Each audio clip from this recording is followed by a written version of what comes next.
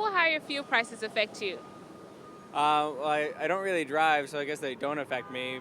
I think it will affect me just because higher fuel prices mean I'm paying more to fill up my tank. And, being that I live in the suburbs, I use my car a lot, especially to, take my kids around. So that will definitely mean less family trips for us and more staying at home at night. It might cause me to consider a more fuel efficient automobile when I go to make a purchase.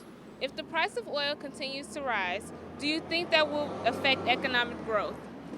I think it really kind of depends on what economy you're talking about. Like if it's a already developed economy, like in the United States or Europe or some of like South America and other countries, I would think it would have a more minimal effect. But for other countries, that are just kind of entering their developmental stage, they're much more dependent on fossil fuels. So I think for them it would be possibly an issue.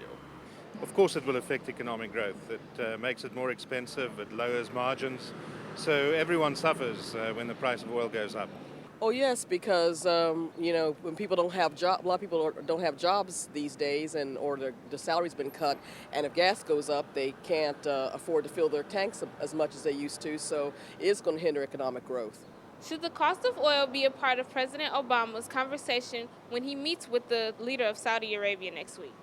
Well, it's something they could discuss, but I think it doesn't make sense because it's in the leader of Saudi Arabia to have oil prices as high as possible. The real issue would be to work on removing our dependency on foreign oil.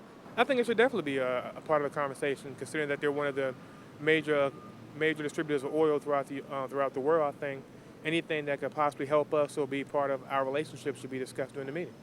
No, no, I think there are other things more important. Peace in Middle East is more important than the price of oil.